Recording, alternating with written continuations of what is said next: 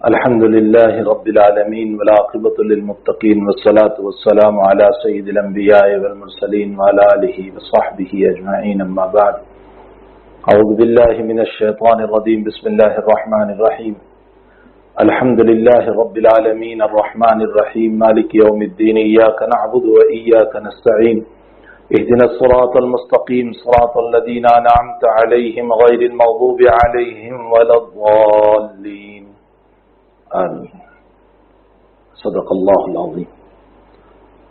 بزرگان محترم، معزز خواتین، مائیں، بہنیں اور بیٹیاں، ذہن میں یہ بات آئی کہ چونکہ آخری اشراف عنقریب شروع ہونے والا ہے اور تاکراتیں بھی شروع ہو رہی ہے، تو اس آخری اشرے میں کچھ ان صورتوں کی تفصیل اور وضاحت کی جائے کہ جو صورتیں عام طور پر ہم پڑھتے رہتے ہیں، تاکہ کم سے کم جب ان صورتوں کو ہم پڑھیں تو نماز میں ہمارا خیال اس معانی کی طرف جائیں کہ اللہ تعالیٰ ہم سے کیا کہہ رہا ہے، ہمارا رب ہم سے کیا کہہ رہا ہے۔ اور جب تھوڑا سا ترجمہ سمجھ کر کہ ہم قرآن کریم کی تلاوت کریں گے تو اس صورت میں دل بھی لگے گا، مزہ بھی آئے گا، اور دل میں یہ احساس ہوگا کہ میں میرے رب سے بات کر رہا ہوں اور میرا رب مجھے اس کا جواب دے رہا ہے۔ تو ظاہر سی بات ہے کہ اب اس اشرے کے اندر مکمل طور پر بہت ساری صورتوں کی وضاحت تو نہیں کر سکتے، لیکن جتنی صورتیں ہوگی انشاءاللہ تعالی ہم اس سلسلے میں کچھ باتیں عرض کریں گے تاکہ ہمیں ان صورتوں کے مختصر معانی کا پتہ چلے۔ میں نے آج جس صورت کو تلاوت کیا ہے یہ سورت الفاتحہ ہے، جو ہر رکعت میں پڑھی جاتی ہے، ہر نماز میں پڑھی جاتی ہے، بلکہ اس کے پڑھنے کو واجب قرار دیا گیا کہ سورت الفاتحہ کا پڑھنا نماز میں واجب ہے۔ اگر انفرادی طور پر پڑھ رہے ہیں تو ہمارے لیے پڑھنا ضروری ہے، اور اگر جماعت کی شکل میں پڑھ رہے ہیں تو اس صورت میں امام کی قرات چونکہ ہماری قرات ہے اس لیے امام کے پیچھے ہمیں خاموش رہنا ہے، لیکن امام کا سورہ فاتحہ کا پڑھنا گویا کہ ہمارا سورہ فاتحہ کا پڑھنا ہے۔ یہ سورت جو ہے حق تعالی جل شانہ نے مکمل طور پر نازل فرمائی۔ یہ سورت مکہ شریف میں بھی نازل ہوئی اور بعض مفسرین کا کہنا ہے کہ مدینہ شریف میں بھی نازل ہوئی، یعنی 2 مرتبہ یہ نازل ہوئی۔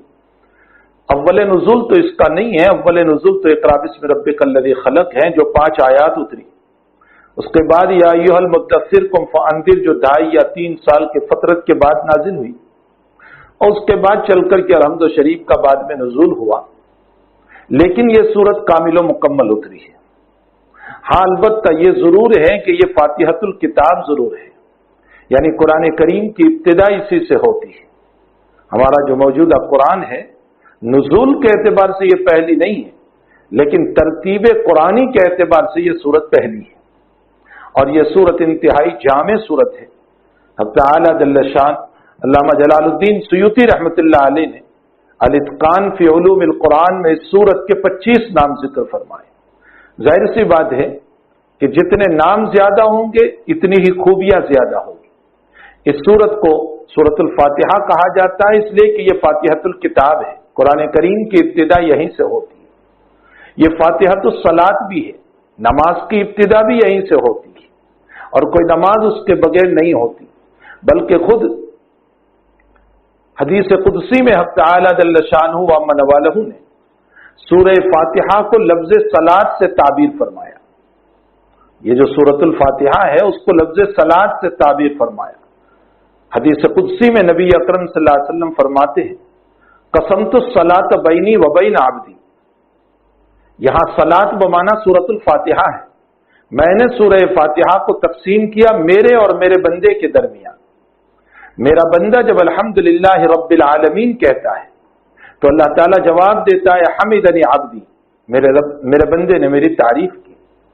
اور جب بندہ کہتا ہے الرحمن الرحیم تو اب تعالیٰ فرماتے ہیں اثنا علی عبدی، میرے بندے نے میری اعلیٰ درجے کی تعریف کی۔ اور جب بندہ کہتا ہے مالکی یوم الدین تو اللہ کہتا ہے مجدنی عبدی، میرے بندے نے میری بزرگی بیان کی، میری کبریائی بیان کی کہ میں کتنا بڑا رب ہوں کہ مجھے مالک قرار دیا۔ تو مجدنی عبدی. اور جب بندہ کہتا ہے ایاک نعبد و ایاک نستعین تو اللہ تعالیٰ کہتا ہے ھذا بینی و بین عبدی ولعبدی ما سأل. یہ ایاک نعبد و ایاک نستعین جو ہے یہ میرے اور میرے بندے کے درمیان آدھی آدھی ہے. ہم تیری ہی عبادت کرتے ہیں اور تجھ ہی سے مدد مانگتے ہیں. اس میں مدد کا تعلق جو ہے وہ بندوں سے ہوا اور عبادت کا تعلق اللہ سے ہوا. تو میں نے اس صورت کو میرے اور میرے بندے کے درمیان اس آیت کو تقسیم کیا اور میرا بندہ جو مانگتا ہے میں عطا کروں گا. پھر بندہ کہتا ہے اہدنا الصراط المستقیم صراط الذین انعمت علیہم غیر المغضوب علیہم ولا الضالین. تو حدیث شریف میں اللہ تعالیٰ فرماتے ہیں لعبدی ما سأل، میرے بندے نے جو مانگا ہے وہ میں ضرور عطا کروں گا. یعنی اس نے مجھ سے ہدایت مانگی، اس نے مجھ سے طریقہ نبوت مانگا جو نبیوں کا طریق ہے، نبیوں کا راستہ ہے. اس نے مجھے صالحین کا طریق مانگا، اس نے مجھ سے شہداء کا طریق مانگا، میں ضرور اس کو عطا کروں گا. اور اس نے ساتھ ساتھ یہ بھی کہا کہ اللہ ان کا طریق نہ دینا جن پر تیرا غضب نازل ہوا، جو گمراہ ہو گئے، جو تیرے راستے سے بھٹک گئے. میرے بندے کی میں اس مطالبے کو قبول کرتا ہوں، میں اس کو عطا کروں گا. تو ظاہر سی بات ہے کہ یہ صورت اتنی اعلیٰ ہے کہ اس صورت کو صلاۃ سے بھی تعبیر کیا گیا. اور صلاۃ تو نماز کو کہتے ہیں، اور چونکہ نماز جو ہے بغیر اس صورت کے نہیں ہوتی اس لیے اس صورت کو جو ہے سورۃ الصلاۃ بھی کہا گیا. اس صورت کو سورۃ الواقعہ بھی کہا گیا، اس صورت کو سورۃ الکافیہ بھی کہا گیا، اس صورت کو سورہ شفا بھی کہا گیا. اس کو پڑھ کر کے دم کیا جاتا ہے تو اب تعالیٰ جل شانہ نجات عطا فرماتے. بخاری شریف کی روایت ہے، حضرت ابو سعید خدری رضی اللہ تعالیٰ عنہ ایک مرتبہ سفر فرما رہے تھے رفقا کے ساتھ. راستے میں ایسا ہوا کہ کسی جگہ کسی بستی میں قیام کیا. اب ان بستی والوں سے کہا کہ بھئی ہمیں کھانا کھلاؤ، چاہے تو ویسے ہی چاہے پیسے لے کر ہمیں کھانا کھلاؤ. تو بستی والوں نے چونکہ وہ غیر اسلام والے تھے انہوں نے کھانا نہیں دیا. اتفاق ایسا ہوا کہ اس بستی کے سردار کو اور امیر کو جو اس بستی کا بڑا ہوگا اس کو موذی جانور نے اور بعض روایتوں میں سانپ نے کاٹ لیا. اب ان کے پاس کوئی علاج نہیں تھا. وہ دورے دورے ان لوگوں کے پاس آئے. ابو سعید خدری رضی اللہ تعالیٰ عنہ نے شرط لگائی کہ میں تم سے بکریوں کا ایک ریول لوں گا، یعنی 30 بکریاں، میں تم سے اتنی بکریاں لوں گا. انہوں نے منظور کیا. ابو سعید خدری رضی اللہ تعالیٰ عنہ تشریف لے گئے اور جا کر کے آپ نے الحمد شریف پڑھا. الحمد شریف پڑھ کر کے دم کیا جس کے نتیجے میں زہر اتر گیا اور اس کو شفا ہو گئی، اس کو نجات ہو گئی. وہ 30 بکریاں لی آپ نے جو شرط تھی. لیکن اب سوال یہ ہوا کہ ان 30 بکریوں کو کیا کریں. ساتھیوں نے کہا کہ تقسیم کریں. فرمایا نہیں، پہلے نبی کریم صلی اللہ علیہ وسلم سے مسئلہ پوچھیں گے. اللہ کے حبیب پاک صلی اللہ علیہ وسلم کی خدمت میں جب یہ تشریف لائے تو نبی علیہ الصلوۃ والسلام نے فرمایا کھاؤ. بلکہ حضرت نے ان کی دلجوئی کے لیے فرمایا میرا بھی حصہ رکھو. یہ آپ نے خود ارشاد فرمایا. اس روایت کی بنیاد پر علماء نے لکھا ہے کہ اگر کوئی کسی کا بطور علاج و معاوضہ اگر کوئی کرتا ہے، جھاڑ پھونک کرتا ہے تو وہ اس کا معاوضہ لے سکتا ہے. شرط یہ ہے کہ وہ دھوکہ نہ دیتا ہو، وہ جھوٹ نہ بولتا ہو، وہ فریب نہ کرتا ہو، وہ غلط کام نہ کرتا ہو. واقعتاً اس کے پاس وہ فن ہے اور اس فن کے ذریعے سے وہ علاج و معالجہ کر رہا ہے تو اس صورت میں وہ اس کے بدلے میں لے سکتا ہے. لیکن اس روایت سے یہ استدلال مشکل ہے کہ قرآن کریم کی تراویح ہو اور اس تراویح کے بدلے میں معاوضہ لیا جائے. یہ اس سے استدلال اس لیے کہ یہاں علاج و معالجہ پر قرآن کریم کی تلاوت ہوئی ہے، نہ کہ نماز کے لیے اور عبادت کے لیے جو ہے قرآن کریم کو پڑھا گیا. اسی لیے فقہاء نے ایک مسئلہ لکھا ہے کہ اگر دنیاوی غرض کے لیے قرآن کریم کو پڑھایا جاتا ہے تو معاوضہ لینا جائز ہے. جیسے یہ علاج و معالجہ دنیاوی غرض تھا، اس دنیاوی غرض کی بنیاد پر اگر علاج و معاوضہ لیا جائے تو اس کا جواز ہے. مثلا کوئی مکان کا افتتاح کر رہا ہے، کوئی دکان کا افتتاح کر رہا ہے، یہ امور دنیا میں سے ہے. تو اس امور دنیا میں اگر کوئی قرآن خوانی رکھواتا ہے تو اس صورت میں قرآن خوانی کرنے والے اگر ان سے معاوضہ طے کریں تو اس روایت سے استدلال ہوگا لیکن عبادت پر استدلال نہیں ہو سکتا ہے، چاہے وہ تراویح ہو یا اس کے علاوہ۔ ہمارے متقدمین فقہا تو امامت پر بھی منع فرماتے تھے، اگرچہ حضرت الامام محمد ابن ادریس الشافعی رحمۃ اللہ علیہ، امام مالک وغیرہ تو بالکل اس کے جواز کے قائل تھے کہ امامت اور تعلیم قرآن اور قرآن کریم کی تعلیم پر لے سکتے ہیں، لیکن فقہائے احناف کے متقدمین جو ہیں وہ منع فرماتے تھے۔ البتہ فقہائے احناف کے متاخرین نے مثل امام الشافعی و امام مالک وغیرہ جواز کا فتویٰ دیا، اس لیے کہ اگر امامت پر اور اسی طرح تعلیم قرآن کے اوپر یہ مسئلہ بیان نہ کیا جائے کہ معاوضہ لے سکتے ہیں تو لوگ پڑھنا پڑھانا چھوڑ دیں گے، اور لوگ تعلیم و تعلم کے مسائل کو چھوڑ دیں گے، اور لوگ دین کی تعلیم لینے سے علیحدہ ہو جائیں گے، اس لیے متاخرین فقہا نے اجازت دی۔ تاہم تراویح کے باب میں یہ ضرور کہا گیا ہے کہ اس روایت سے استدلال مشکل ہے، اس لیے کہ یہ قبیل عبادت ہے، لیکن اس کا یہ مطلب نہیں ہے کہ تراویح پڑھانے والے کو آپ کچھ نہ دیں۔ مسئلہ یہ ہے کہ اصل مسجد کے مال سے نہ دیں، جو مسجد کا مال ہے اس میں سے نہیں دیا جائے گا۔ ہاں البتہ فقہا نے ایک طریق اور ایک ہیلا یہ لکھا ہے کہ اگر تراویح پڑھانے والا نماز پڑھانے کی ذمہ داری لے لیتا ہے، جیسے عشاء کی نماز پڑھا لیتا ہے یا اس کے علاوہ اور کوئی نماز پڑھانے کی ذمہ داری لے لیتا ہے، تو چونکہ امامت پر فقہائے متاخرین نے اجازت دی ہے اس لیے آپ اس پر دے سکتے ہیں۔ دوسرا ایک مسئلہ سمجھ لیں کہ مسجد کے آمدنی سے منع کیا گیا، اس کا یہ مطلب نہیں ہے کہ حفاظ کرام کو ہدیہ نہیں دیا جا سکتا۔ تمام مصلیان کو چاہیے، تمام تراویح پڑھنے والوں کو چاہیے، تمام نماز پڑھنے والوں کو جو اس امام کے پیچھے تراویح پڑھ رہے ہیں ان کو چاہیے کہ اپنی رضا کے ساتھ، اپنی خوشنودی کے ساتھ ان امام کو اپنی طرف سے، ان تراویح پڑھانے والے حفاظ کرام کو اپنی طرف سے ہدیہ دے۔ کیوں؟ اس لیے کہ ان حفاظ کرام نے ہمیں قرآن سنانے کے خاطر اور ہماری تراویح صحیح ہو جائے اس کے خاطر انہوں نے دن بھر محنت کی، قرآن کریم کو یاد کیا، حتیٰ کہ مغرب بعد کھانا نہیں کھایا، اور اپنی ساری ضرورت اور مشاغل کو عشاء کے بعد، تراویح کے بعد پوری کر رہے ہیں۔ تو ہم تمام مصلیان کو چاہیے کہ ہم اپنی طرف سے پیٹ بھر کر کے اس کو ہدیہ دیں، اور اس میں کسی فقیہ نے منع نہیں کیا ہے، ہدیہ دینا بالکل جائز ہے، خوشی کے ساتھ آپ ہدیہ دے سکتے ہیں اور دینا چاہیے۔ ہمارے مفتی سعید صاحب پالن پوری دامت برکاتہم نے اپنا ایک واقعہ لکھا ہے کہ میں نے امریکہ میں ایک جگہ پر اسی طرح مسئلہ بیان کیا اور یوں کہا کہ بھئی ہر مصلی جو ہے وہ حفاظ کرام کو ہدیہ پیش کرے تاکہ ان کا جی خوش ہو۔ اور پھر دوسرے دن میں نے حافظ صاحب کو بلایا اور پوچھا ان سے کہ آیا کسی نے کوئی ہدیہ دیا؟ تو حافظ صاحب نے بتایا کہ ایک صاحب آئے اور مجھے پاکٹ قرآن دیا، یعنی چھوٹا سا قرآن جو پاکٹ جیب میں رکھنے کا ہوتا ہے۔ تو مفتی صاحب کہنے لگے کہ بھلا قرآن تو تیرے سینے میں ہے، یہ کوئی دینے کی چیز نہیں تھی، تیرا جی تو خوش ہوتا پیسے کے ذریعے سے، تجھے کچھ ہدیہ دیا جاتا، پیسے دیے جاتے۔ تو بہرحال فقہائے کرام نے جو ممنوع لکھا ہے وہ مسجد کے مال سے، اس کا یہ مطلب نہیں ہے کہ آپ اپنی طرف سے راضی خوشی سے نہیں دے سکتے۔ لوگ ایک فتوے کو لے کر چلتے ہیں لیکن دوسری طرف کی شک کو نہیں دیکھتے ہیں، اور عام طور پر یہ بیان کرتے رہتے ہیں کہ حفاظ کو نہیں دینا چاہیے۔ نہیں دینا چاہیے، خوشی کے ساتھ دینا چاہیے، اس سے عظمت قرآن ہوگا، قرآن کریم کی عظمت پیدا ہوگی، اس سے جو لوگ پیچھے تراویح پڑھ رہے ہیں ان بچوں کے دلوں میں حفظ کا شوق پیدا ہوگا، ان کے دل میں ولولہ پیدا ہوگا، اور ہم قرآن کریم کی اشاعت کا ذریعہ بنیں گے۔ تو بہرحال حضرت ابو سعید خدری رضی اللہ تعالیٰ عنہ نے سورہ فاتحہ کا دم کیا اور سانپ کا زہر اتر گیا۔ نبی اکرم صلی اللہ تعالیٰ علیہ وسلم کے پاس آئے 30 بکریاں لے کر، تو نبی اکرم صلی اللہ علیہ وسلم نے فرمایا کھاؤ اور میرا بھی حصہ رکھنا۔ یہ صرف دلجوئی کے لیے کہا تھا، ورنہ حضرت کو اس کی کوئی ضرورت نہیں تھی۔ اس سے یہ معلوم ہوتا ہے کہ یہ سورہ شفا بھی ہے، یعنی اس کے ذریعے سے شفا ملتی ہے۔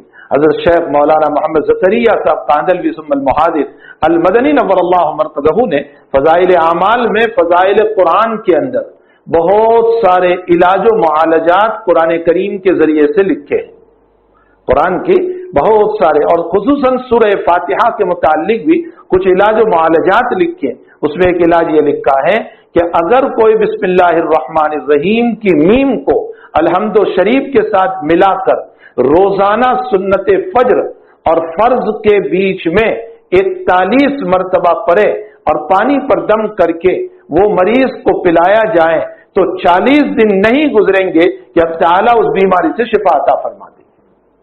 یہ خود سورہ فاتحہ کا ایک بہت بڑا علاج لکھا ہے، اس لیے اس سورت کو سورہ شفا بھی کہا جاتا ہے. اس سورت کو جو ہے مسانی بھی کہا جاتا ہے، 7 مسانی. 7 کا معنی تو 7، چونکہ اس سورت میں 7 آیتیں، اس میں اختلاف ہے کہ پہلی آیت کہاں سے شروع ہوگی.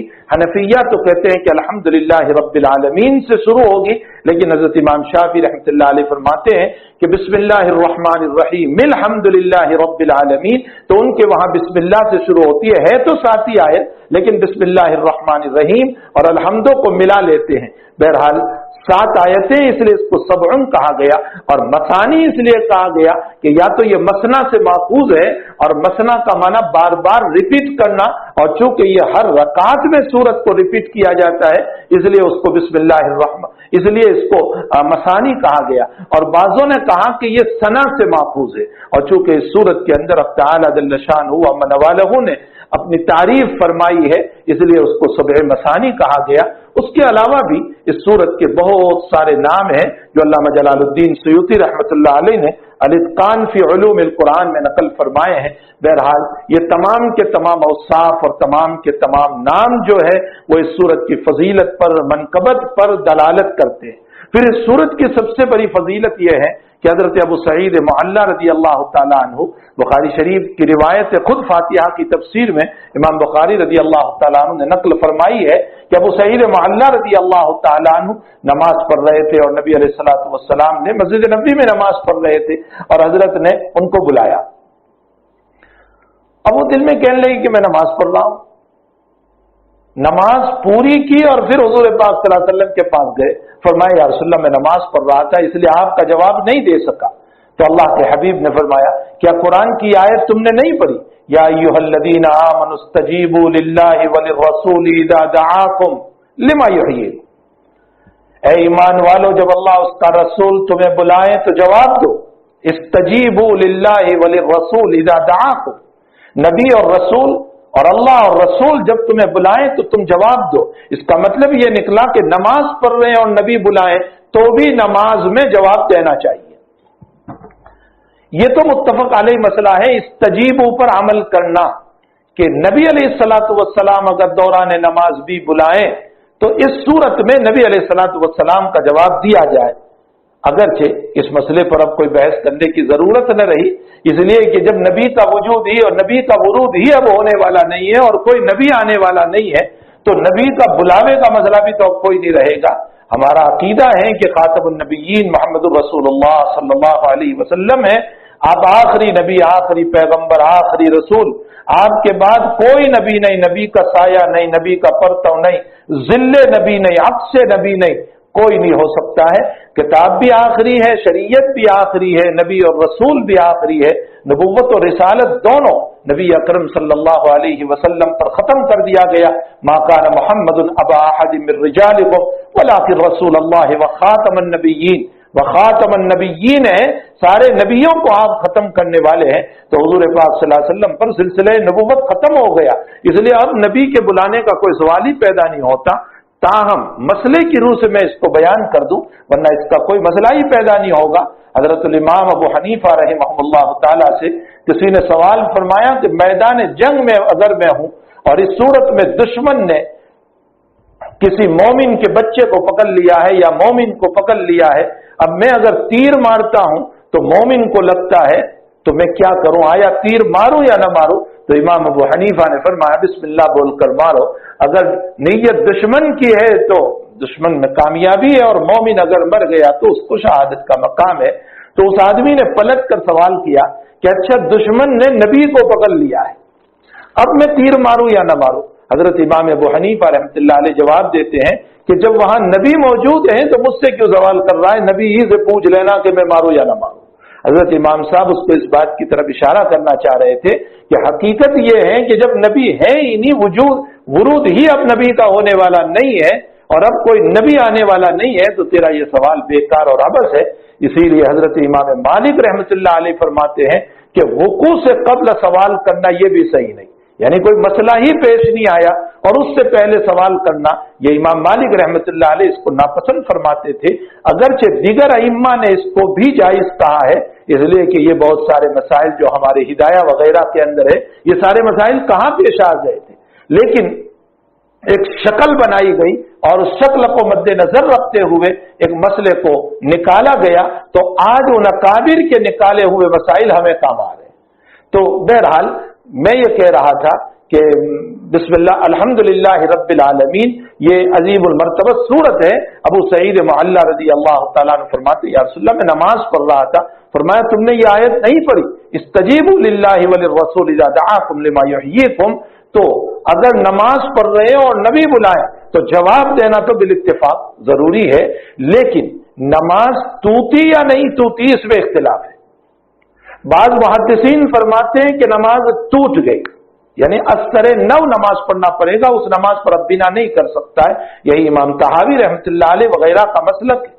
लेकिन बहुत सारे अकाबिर फरमाते हैं कि जब अल्लाह कह रहा है इस्तजीबु लिल्लाहि वलिर्रसूल इज़ा दआकुम, नबी बुलावे तो जवाब दे दो, मालूम होता है कि ये अल्लाह के हुक्म पर अमल किया गया, इसलिए नमाज नहीं टूटती है, और उसी नमाज पर आगे बिना किया जाए, उसी नमाज को आगे पढ़ा जाए। बहरहाल अबू सईद मुअल्ला आए, उसके बाद नबी अलैहिस्सलातु वस्सलाम ने फरमाया, अबू सईद मैं तुझे एक ऐसी सूरत बताता हूं जो दुनिया व मा फिहा से अफजल है। मस्जिद नबवी में थे, अब अल्लाह के नबी अलैहिस्सलाम निकलने लगे। अबू सईद मुअल्ला कहते हैं मेरा हाथ पकड़ के हुजूर चल रहे थे, अब निकलने के बिल्कुल आखिरी मंजिल यानी दरवाजे के करीब पहुंच गए, और हजरत ने फरमाया था कि मस्जिद से निकलने से पहले मैं तुझे एक आज़म सूरत बताऊंगा, और हजरत शायद भूल गए, वो आज़म सूरत मुझे नहीं बताई। तो अबू सईद मुअल्ला कहते हैं कि या रसूलुल्लाह सल्लल्लाहु अलैहि वसल्लम, वो आपने आज़म सूरत बताने को कहा था, वो सूरत आपने मुझे नहीं बताई। फरमाया सूरतुल फातिहा, ये आज़म सूरत है, ये दुनिया व मा फिहा से अफजल है, ये सबे मसानी है, ये अजीमुल मर्तबत सूरत है। तो इस रिवायत से मालूम होता है कि ये सूरत जो है अजीमुल मर्तबत सूरत है। फखरुद्दीन राजी रहमतुल्लाह अलैह फरमाते हैं, एक रिवायत नकल करते हुए कि अलहम्दु शरीफ एक ऐसी सूरत है जो न तौरात में, न ज़बूर में, न इंजील में, न कुरान करीम में इसके अलावा कोई इतनी अजीमुल मर्तबत कोई सूरत हो, यानी सूरह फातिहा से बढ़कर कोई अजीमुल मर्तबत कुरान करीम में भी सूरत हो।